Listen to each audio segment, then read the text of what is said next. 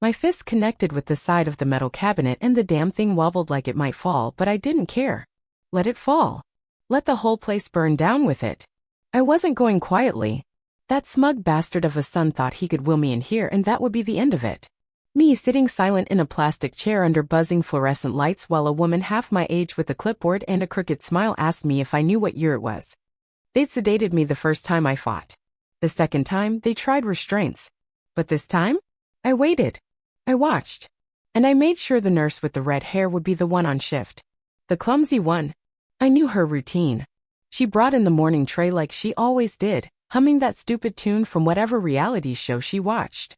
When she bent over to place the water on the side table, I grabbed the glass and slammed it against the wall. That sharp sound, it echoed through the hallway like a shot. She screamed. I pushed past her. Ran. Barefoot. I didn't give a shit. My bones ached, but they weren't broken. Not yet.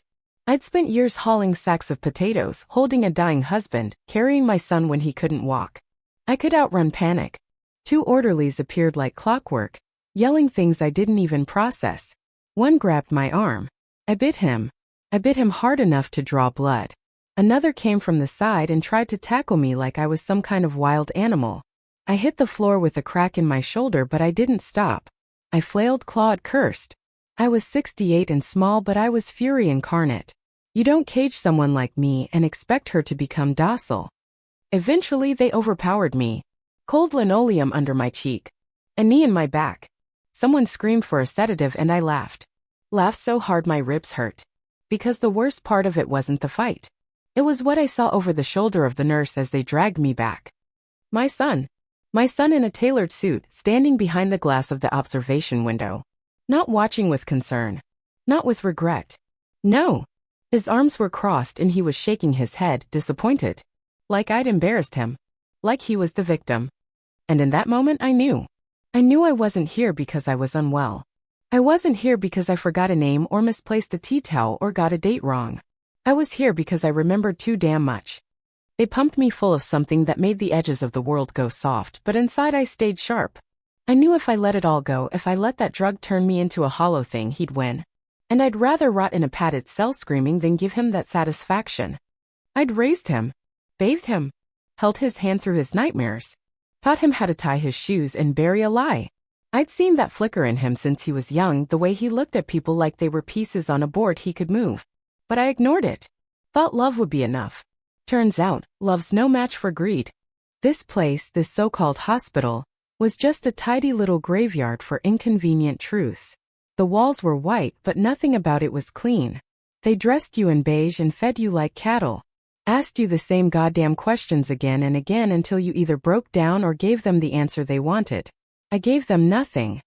Every day, I woke up and reminded myself I am not crazy. I am not broken. I am not what he says I am. I repeated it like a chant. Like prayer. I held on to that truth like it was the last thread tethering me to this world. They tried to fill me with pills. I spit most of them into my napkin. Slipped them under my tongue, tucked them into the lining of my sleeve. I learned quickly who watched closely and who didn't. The young nurse with the nervous eyes, she never double-checked. The male nurse who always reeked of cologne, too busy texting on his phone. I played the part.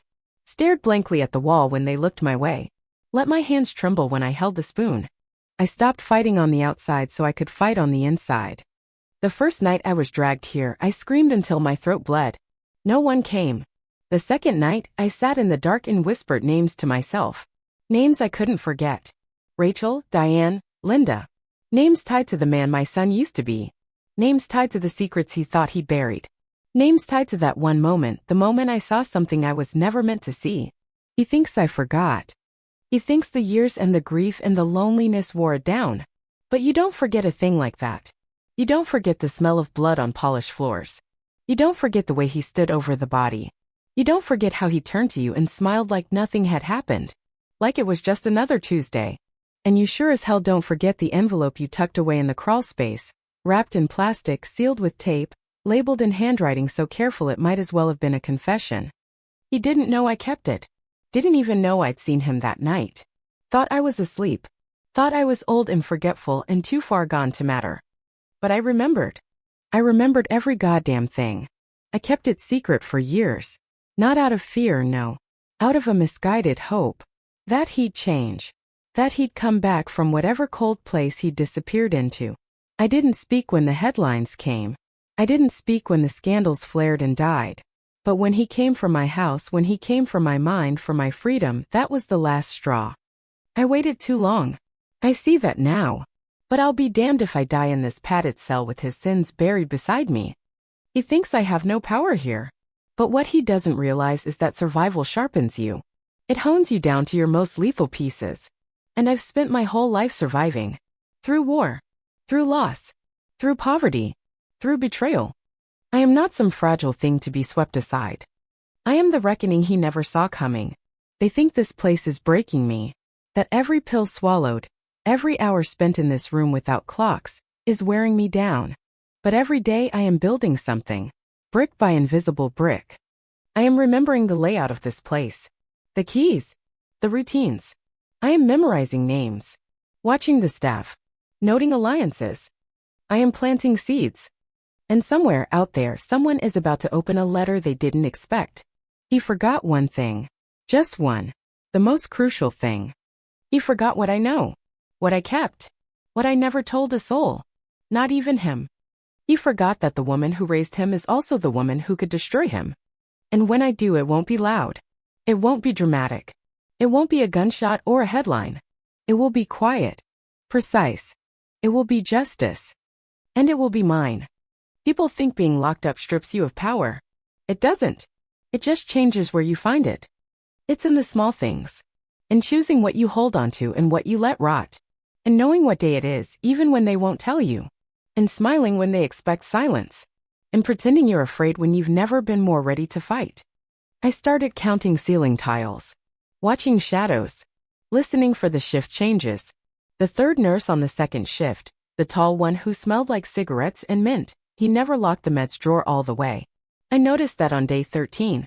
Took another 10 days before I acted on it. I didn't take much. Just one pill. A simple trade, theirs for mine. They thought I was sedated. I wasn't. I was just finally awake. They wanted to rewrite my mind, but mine was already etched with scars deeper than any drug could scrub out. You don't erase a woman who's held a baby and buried a husband. You don't erase a woman who's looked death in the face and told it not today. I began to use my time differently. I asked questions they thought were senile. Harmless little things. I let my voice tremble. I asked about the clock. I asked about the menu. I asked about the outside. I made them talk. People love talking when they think you can't understand a damn thing they're saying. One nurse said my son was up for re-election. That they were hosting a charity gala. That he was on television last night and made a joke about mental health. The whole room laughed, apparently. Mental health is funny when you're locking away your own mother, I suppose. I didn't cry when I heard that. I laughed. Not loud. Just enough for me to taste how bitter it had become. He was using my absence as his platform. My silence as his speech. And everyone applauded. He thought I was buried. But what he didn't realize, what he forgot in all his calculating glory, is that you can't bury someone who's still breathing. There was a woman here, named Tagset Helen, who came every Thursday. Volunteer therapist. She sat with the patients, played games, read books. Everyone thought she was sweet. I thought she was bored. Bored women talk. And I made her talk. I told her I used to volunteer too. I told her about the fundraiser I helped organize in '92. I made up a name. A town. She nodded like she remembered it even though she didn't. People do that. They nod to things they don't understand because they want to belong. She wanted to belong. So I gave her a story. A fake one. About how my son was a doctor. About how I missed his birthday. About how I used to bake lemon pie. None of it mattered. But she liked me. And on the 5th visit, I asked if she'd mail a letter. Just one letter. Said it was to my sister. I wept a little, played frail. Told her it was all I had left. She took it. What she couldn't know, is that the letter didn't go to any sister. It went to the last person my son would ever want hearing from me. Raymond Kerrigan. My late husband's war buddy. Retired colonel. Quiet. Loyal. But never forgiving. He knew things. Had seen things. Had helped bury things with his own hands. I hadn't spoken to Ray in 17 years. But I knew where he lived. Knew what I had to say to make him listen. The letter was short. It contained a date, a name, a single line. The photos are still in the crawlspace. The ones from the river. That was all it took. Now I waited. And while I waited, I practiced. Not words. Not strength. Stillness. Stillness is a weapon. People forget that. They think fighting means fists and screams. But sometimes the most dangerous thing you can do is be still. Let them forget you. Let them lower their guard. He hadn't visited since they dragged me in. Not once. Coward. Couldn't even look me in the eyes. Knew I saw too much. Knew I remembered too well. Knew I'd never forget what happened that night, the night he and his friend came home drunk, blood on his shoes, whispering about the girl in the river. He thought I was asleep. But I was always a light sleeper. Especially when the nightmares came. I heard the way they laughed. I heard the panic when they realized the girl wasn't breathing. I heard the plan to cover it up. I heard everything. And the next morning, I went down to the river and found the scarf. Her scarf. Stained. Tucked in the reeds like a secret. I didn't tell anyone. I didn't want to believe it. Didn't want to believe my son was capable of that kind of cruelty. But I kept the scarf. Kept it with the photos. He had taken pictures that night boasting. Thought it was all a joke. I found the negatives. Hid them before he could destroy them. I waited years thinking maybe he'd come to me. Confess. Cry. Apologize. He never did. And now he was a man of power. Standing in front of crowds. Talking about values. About integrity. While I sat here in a room with no clocks labeled broken. I wasn't broken. I was loaded. A gun with one bullet. And that bullet had just been mailed. After I sent the letter, I became patient. More so than ever. Time passed differently now. Each day a step toward the reckoning. Then 2 weeks later I saw it. A newspaper in the lounge. Folded, half-read, left by the front desk. A headline on the bottom corner. Small print. Local news. Investigation reopened into cold case. 1998 river death of teen girl. I smiled. Didn't even try to hide it. Because I knew that headline wasn't a coincidence. It was a flare. Ray had received the letter. He'd found the photos. He'd done what I couldn't. He'd made the first move. Now it was my turn. That day, I stopped playing weak. I started answering their questions clearly.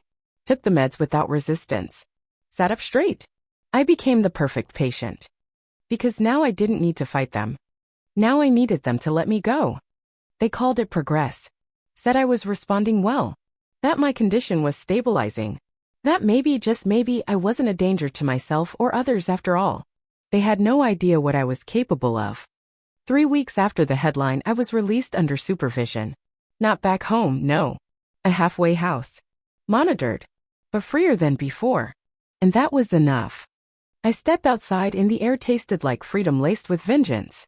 I went back to my old house under the guise of collecting belongings. The crawl space was still there. Empty now. Ray had taken what he needed. But I had more. I had the letters. The ones he wrote me from college. Bragging. Drunk. Arrogant. Mentioning names. Dates. I had the tape from the answering machine. The message he left me when it first happened. His voice slurred. Rambling. Admitting too much. I had receipts. From gas stations near the river. From the liquor store that sold to him underage. From the dry cleaner that got blood out of his sleeves. He thought I forgot. I remembered everything. And now so would the world. I started putting things in motion. Small at first. Anonymous tips. Leaked documents. Left things in the right mailboxes. His world began to shake. He started calling. I didn't answer. He started threatening. I still didn't answer.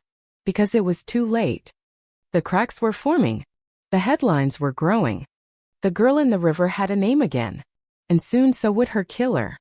I watched from the porch of my halfway house as the news played on the television inside. Footage of his office being raided. Footage of him being questioned. Footage of him being served papers. And I smiled. Not because I was free. But because he wasn't. And that was just the beginning. They called it a recovery. I called it a recalibration. The halfway house was a beige coffin with curtains. Everything about it was designed to be quiet, to flatten you, to keep you still. But I didn't come here to rest. I came here to finish what I started. He still didn't know how much danger he was in. Thought maybe a few reporters would sniff around, maybe he'd give a press conference, flash his politician smile, say something rehearsed and human and pitiful. He didn't know what was coming. He didn't know I hadn't even begun. Because the thing about justice is, it isn't loud at first. It's slow, creeping. It seeps in under doors and through cracks. It moves through memory, collecting every mistake someone ever tried to hide. And my son? He left enough footprints to fill a goddamn stadium. I began with the lawyer. The one who once flirted with me at a Christmas party back when I was still considered a woman worth flirting with. He'd since gone gray, fat, and morally hollow a perfect. I didn't need loyalty. I needed leverage. And I had it. A favor from 30 years ago, signed, dated, and unpaid. One letter later and he was in. Next I found Clara. My neighbor's daughter. Now a forensic accountant. Smart girl. Quiet, overlooked. I sent her a flash drive. On it were bank statements, property transfers, off-the-books payments all leading back to my son's campaign. Every shell company. Every offshore drip of dirty money. She messaged me one word, understood. Then came the wild card, a name I hadn't said in years, Bishop. Former journalist, now disgraced. Lost his job over a story that turned out to be true too late. The kind of man who wanted revenge more than a paycheck. I sent him a photo. The river. The girl. My son, blurry in the background. A ghost.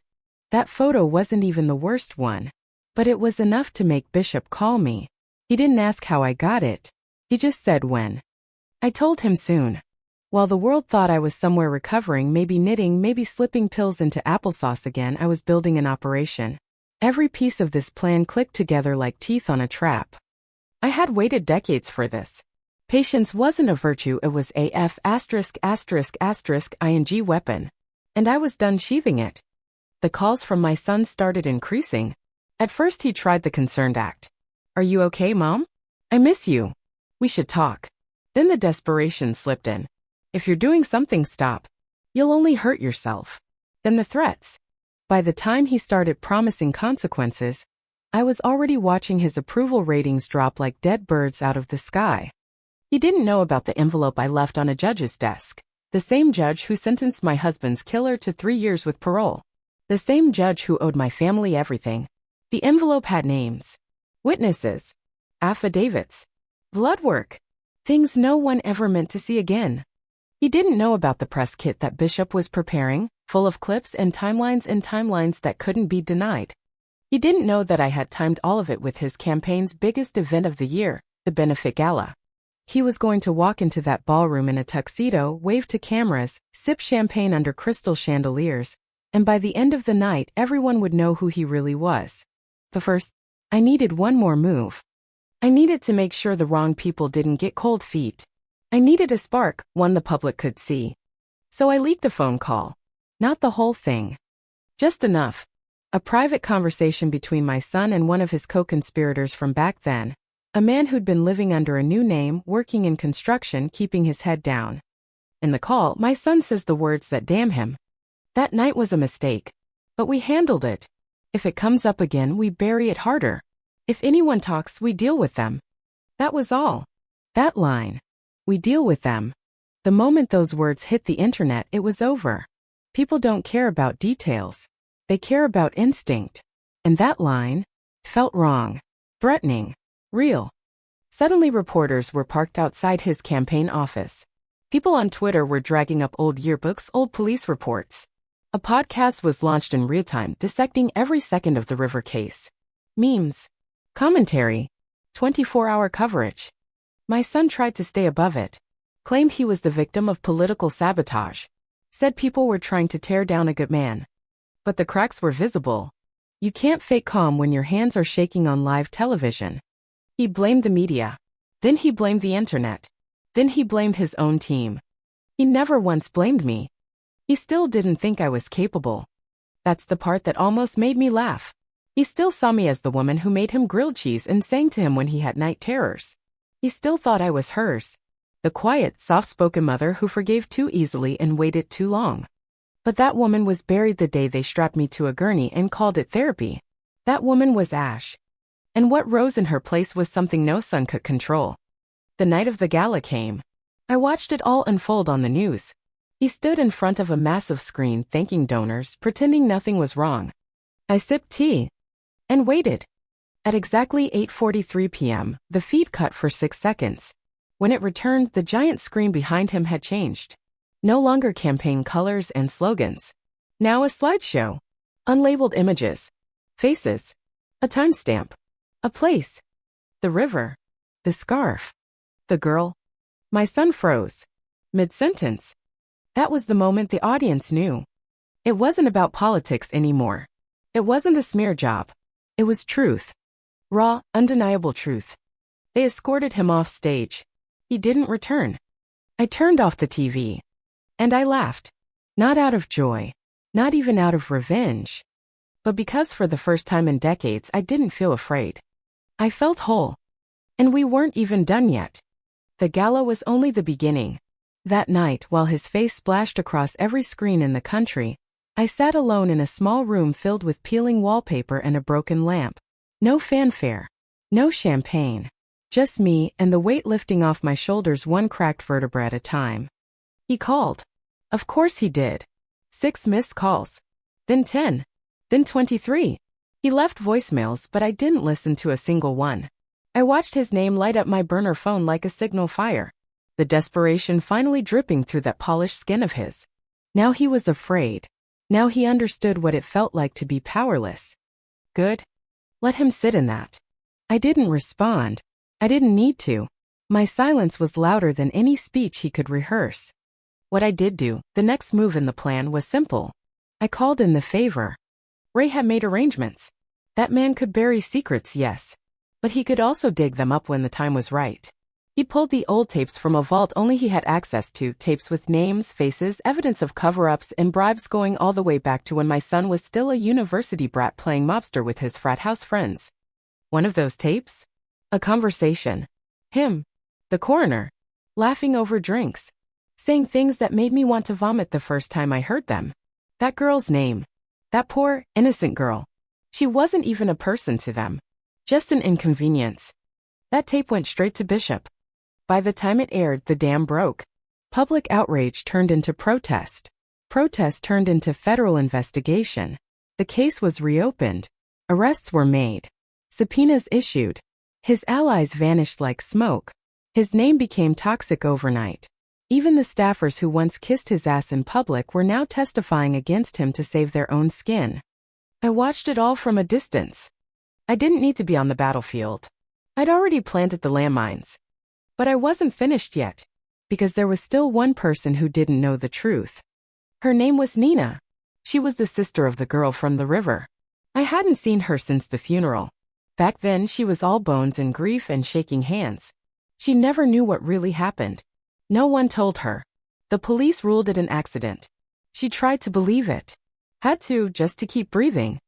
I found her through an old contact at the VA. Sent her a letter.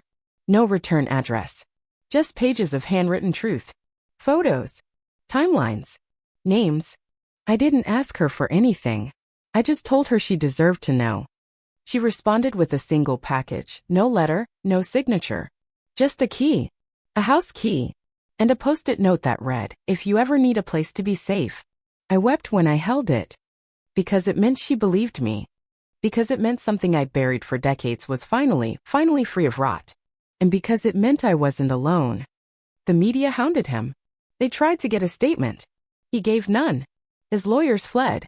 His campaign was officially suspended. And the court dates started filling up faster than he could fake an alibi. They tried to paint him as misunderstood. They failed. They tried to reframe the story. They failed. Because what no one could deny anymore was the pattern. The arrogance. The cruelty. And worst of all, the silence that followed it all. The silence I had carried like a stone inside my chest for over 20 years. That silence was the heaviest thing I'd ever known. And now it was broken. But justice, even when it's rolling downhill, needs a final push. So I gave it. I took one last package, the last item from the crawlspace, and mailed it directly to the victim's mother. It was the shirt. The one her daughter wore that night. He had kept it for some reason. Sick bastard. I found it years later, stuffed in the back of his closet, beneath tax forms and dirty laundry. I should have burned it. But something told me to hold on to it. And now she would see it. She would know. And she would speak. 2 weeks later she did. On national television. She looked into the camera with eyes like glass and said she always knew something was wrong. She thanked the anonymous sender. She demanded full prosecution. She said my son's name with the kind of venom only a grieving mother could conjure. And just like that, the world knew. This wasn't politics. This wasn't scandal. This was murder. And he was a murderer. They tried to pick him up quietly, behind closed doors. But someone tipped off the press, and the arrest happened on his driveway, right as his new wife came out with the baby. He was handcuffed in front of the cameras. He didn't say a word. But I could see it in his eyes. He knew it was me. He knew the storm he tried to drown had learned how to swim. I didn't cheer. I didn't dance. I didn't pour a glass of wine. Instead, I sat by my window with the key Nina had sent me resting in my palm, and I let the silence wrap around me. But this time it didn't feel like a cage. It felt like peace. I'd spent so long pretending not to remember, pretending to heal, pretending to be weak. But this was real. It wasn't just revenge. It was restoration. He tried to silence me with padded rooms and pills. He tried to rewrite my history, erase my memories. But now my truth was on every news station. My silence had become a scream, heard across the country. People started reaching out. Victims, whistleblowers, women, men, all with their own versions of being buried. And they all said the same thing. Thank you for surviving. Thank you for not staying quiet. And to each of them in my head, I whispered the same thing back. You're welcome. But it wasn't just for you. It was for me. Because I didn't just survive this for justice. I did it to reclaim who I was. Not as a mother. Not as a patient. Not as a victim. But as a woman who refused to let her story be written by someone else. And now the next part of my life? It's mine again. And I'll be damned if anyone tries to take it from me ever again. You'd think after watching your only son get arrested in front of the entire country, you'd feel some kind of guilt. I didn't. I felt clarity. Like something finally clicked into place. Like my bones remembered how it felt to walk without shame. But I wasn't done. Not by a damn mile. That arrest, that was just the beginning. That was the start of the unraveling. A public humiliation, sure. Headlines, hashtags, outrage.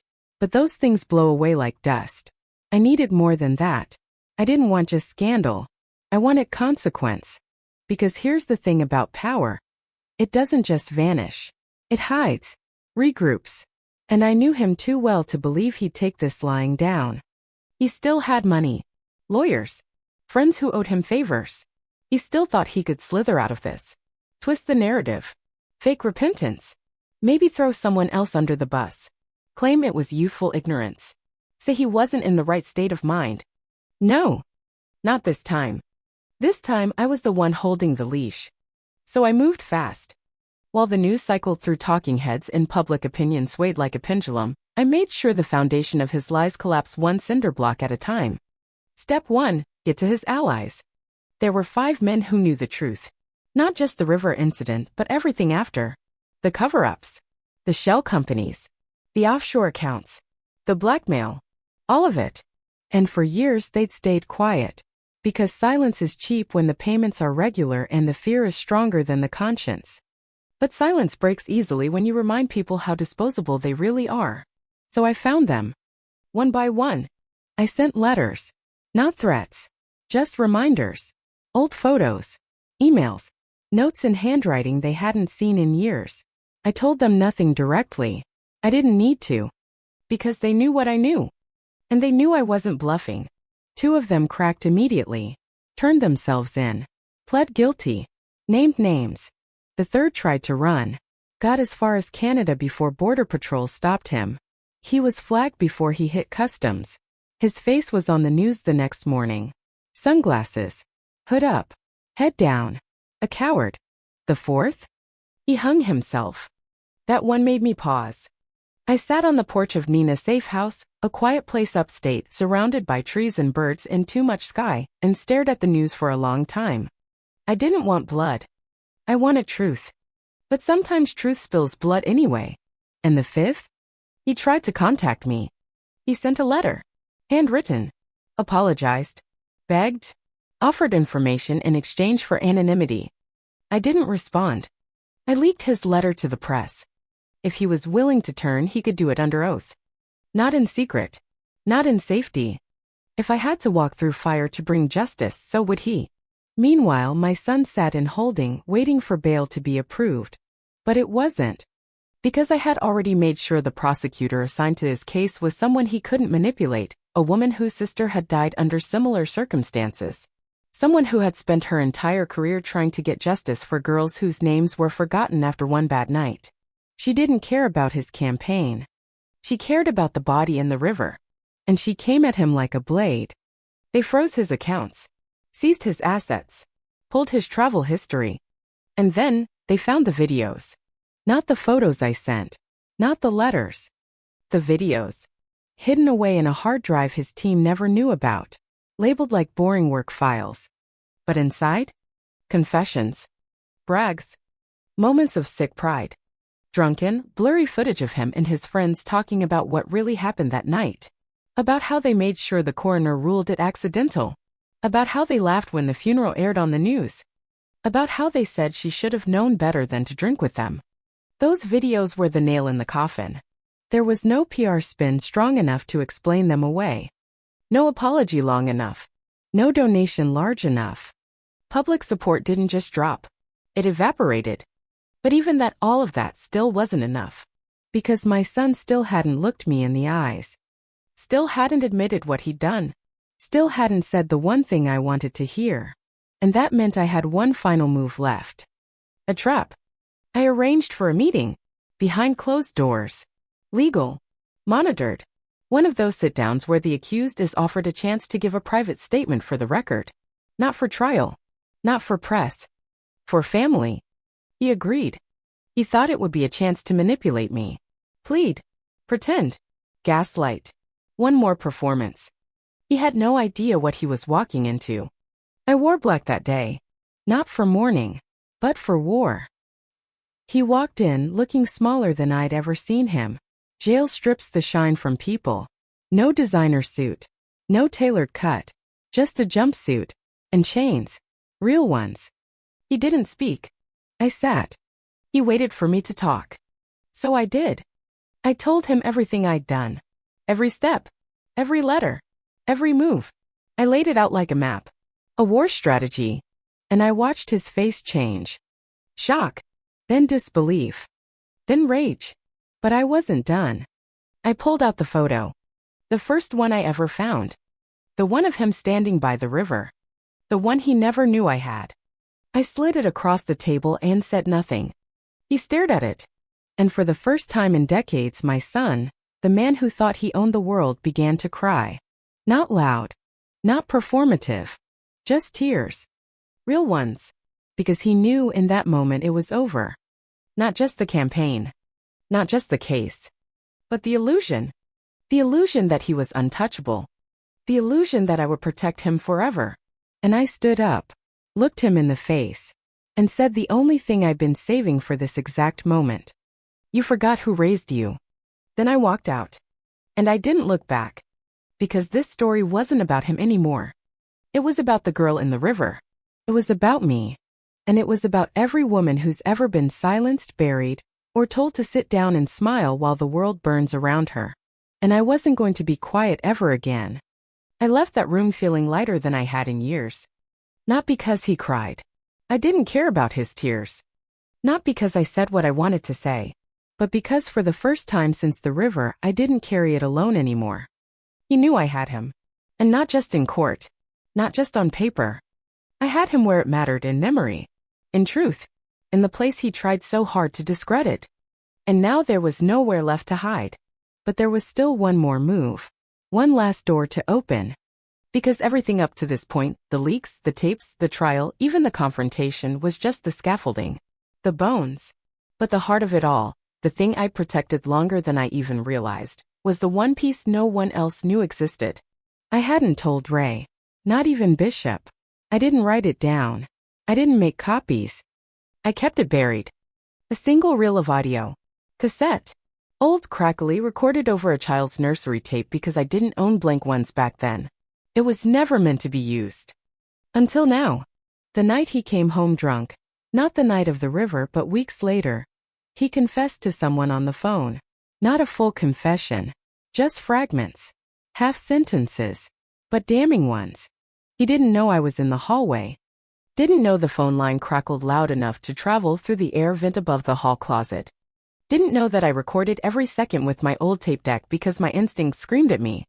And I'd kept that tape in a cereal box for 27 years. Now I held it in my hands like it was made of bone. I didn't send it to the press. I sent it to the prosecution. And I marked it to be used during closing argument. Let it hit them last. Let it land like thunder after silence. When the tape played in the courtroom, the entire room froze. It wasn't the content, not exactly. It was the voice. His voice. Unfiltered. Young, cocky, careless. Talking about the girl. The cover-up. The laugh at the end. You don't recover from a sound like that. That was the end of his defense. That was the beginning of the verdict. He was found guilty. On all counts. He didn't even look up when they read the sentence. And I didn't attend the final hearing. As I didn't need to. I already knew how it ended.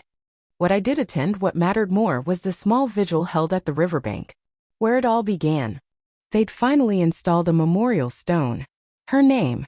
Her face. Her truth. And as the crowd stood in silence, candles flickering in the dusk, I walked forward and laid the scarf. The one I'd kept hidden in my drawer all these years. The one stained with her final moment. The one her sister never saw until that night. Nina stood beside me, arm looped through mine. And neither of us said a word. Because we didn't need to. The river listened. And so did the dead. That night, I went home. Not to the halfway house. Not to the hospital. Home. My house. The one he tried to steal from me. The deed had been returned. His assets frozen, his grip over my property finally broken. I stepped inside and it smelled exactly the same: dust, mothballs, rose oil. My chair still waited by the window. My plants, long wilted, leaned toward the light like they hadn't given up yet. I stood in the middle of the living room and exhaled. And then I wept. Not for the pain. Not for the fight. But because it was finally over. I made myself a cup of tea. The first I'd brewed in my own kitchen in years. And I sat down alone in silence and thought about every version of myself that got me here. The naive mother who stayed quiet. The frightened woman locked in a cell. The angry strategist building a quiet war. And now the survivor. The warrior. The truth teller. I wasn't some heroic martyr. I didn't want applause. I didn't want followers. I just wanted dignity. And I took it back. Every inch of it. He didn't get the last word. I did. He didn't get to decide who I was. I did. And now as I sit here telling you this, I want you to know something. What I did, it wasn't revenge. It was resurrection. Of a name. Of a girl. Of a story that was never supposed to be told. And most importantly, of myself. So if you've been watching, listening, wondering if your voice still matters. It does. Even if it shakes. Even if it's been locked away for years. Even if the whole world told you were crazy. They told me that too. Tried to drug me, erase me, hide me. But I'm still here. And I remember everything. If you're still here with me now, hit that subscribe button. Not for me. For you. Because stories like this, they don't stop happening. And maybe one day your voice will be the one that turns the tide. The silence after the war was louder than the war itself. When all the hearings were over, when the headlines moved on to fresher blood, when the reporters stopped circling like vultures, I finally stood alone in the wreckage of what I'd dismantled. It wasn't quiet in my head. Not yet. But it was clearer. My son was sentenced. The charges stuck. Murder. Conspiracy. Tampering. Perjury. Money laundering. Not all of it, but enough. Enough to chain him for decades. And more importantly, enough to rip the mask off his name forever. But they didn't call me a hero. That's not how the world works. A few news outlets spun their little angles: survivor mother brings down corrupt official. But most people didn't know the whole story. Didn't want to know. They saw an old woman in a cardigan with a storm behind her eyes and thought, how strange. How bitter. She must be lonely. They weren't wrong. I was lonely. But I wasn't bitter. I was clean. And for the first time in decades, I could breathe without feeling like I was stealing oxygen from someone younger, louder, worthier. The community didn't throw a parade. No welcome signs. Just quiet stares when I walked into the store. People not knowing what to say or how to look at me without remembering what my son did. One woman in the grocery aisle asked me how I could sleep at night after turning in my own blood. I told her I finally could. Then I handed her a can of peaches from the top shelf because she was too short to reach it. I never spoke to her again. I never needed to. Some people will never understand. They think blood is thicker than justice. Let them. Because justice was never about them anyway. It was about the girl. It was about the truth. It was about the woman I was before all this, before the screaming, before the padded rooms, before the pills and the pity and the prayers I stopped believing in. I'd spent most of my life letting people talk over me. First my husband. Then my son. Then the doctors. You're imagining things, they'd say. Are you sure you remember it right? Maybe you're just tired. Maybe you should rest. Rest. That word made me furious. I don't need rest. I need recognition. I need someone to say, you were right. But I don't expect that anymore. Because I've learned something deeper than validation. I've learned that dignity doesn't come from applause. It comes from reclaiming the parts of yourself that someone else tried to burn. And I reclaimed every goddamn inch of myself. I cleaned out my house room by room. Tore down the blackout curtains he'd installed when he tried to take control of my affairs. Repainted the living room wall he'd once punched in a drunken rage. I burned every piece of mail with his campaign logo on it. I even smashed the framed photo of us on graduation day. It wasn't anger. It was purification. There's a difference. And then I sat down at the table with a fresh journal and wrote down every part of the story, not for publication, not for fame. For me. Because memory, I've learned, is sacred. It's how we tell ourselves that we existed. That we mattered. And for a long time, they tried to take that from me. That's what mental institutions do when they're not healing, they erase.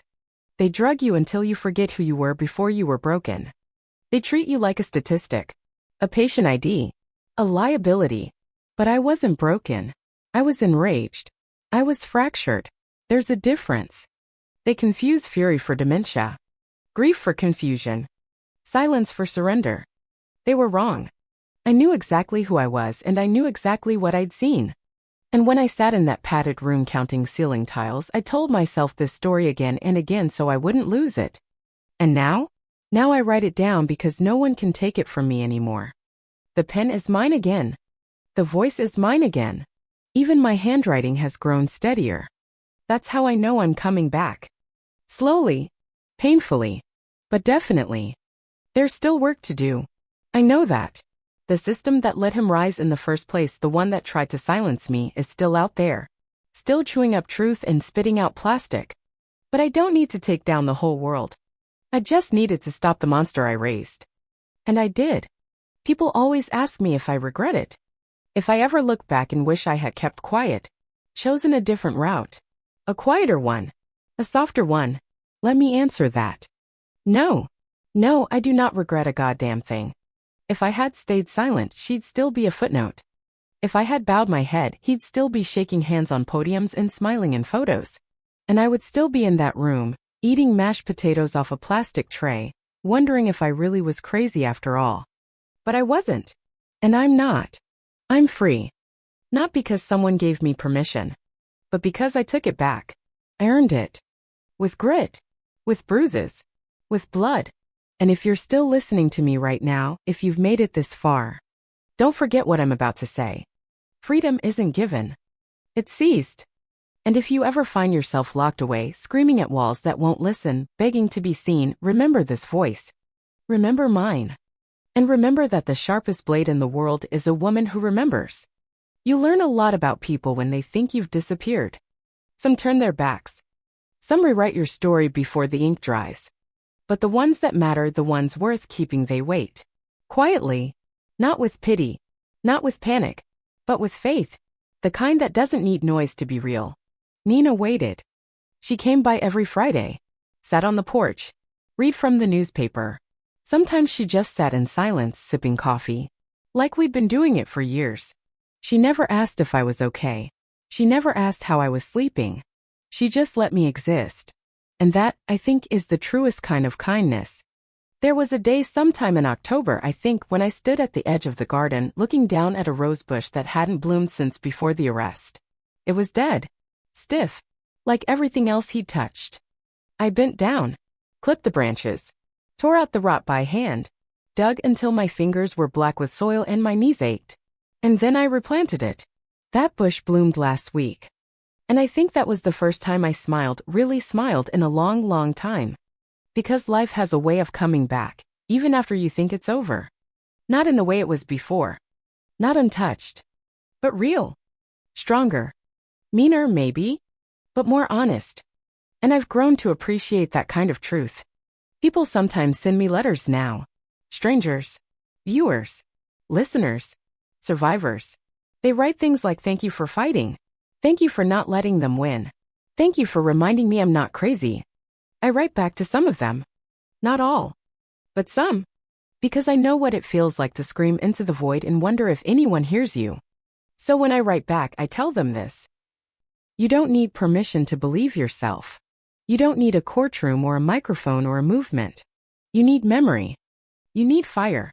And you need time. Justice is slow. It limps. It bleeds. It falls asleep sometimes. But if you chase it long enough, hard enough, without giving up, it will wake up. And it will follow you home. Mine did. It didn't knock first. It didn't apologize. It came in dirty, with torn clothes and a cracked voice, and sat at my table like it belonged there. And I let it stay. Because for too long I'd been feeding shame. Now I feed the truth. There's something funny that happens when people start seeing you as dangerous. When they realize the quiet one in the corner was holding the whole goddamn story in her lap the entire time. They stop underestimating you. And they start fearing you. But I don't want fear. Not anymore. I want memory.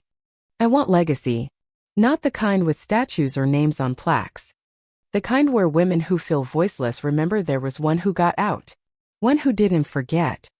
One who didn't forgive. And still found peace anyway. That's the legacy I want. Not sainthood. Not sympathy. Just truth. And if you're still listening now, if you followed me from that first scream in the asylum all the way here, then I need you to understand something very important. He almost won. He almost rewrote me. Almost made me doubt myself. Almost buried the truth so deep it would have fossilized. But he didn't. Because I remembered. Even when they told me not to. Even when they said it didn't matter anymore. Even when they called it trauma.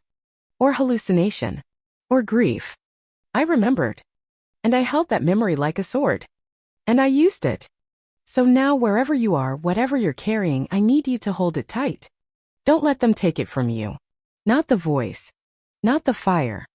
Not the facts. Not the rage. Use it. Shape it. Bend it into something that cuts. Because if they silence one of us, they'll try to silence all of us. And if my story has taught you anything, let it be this.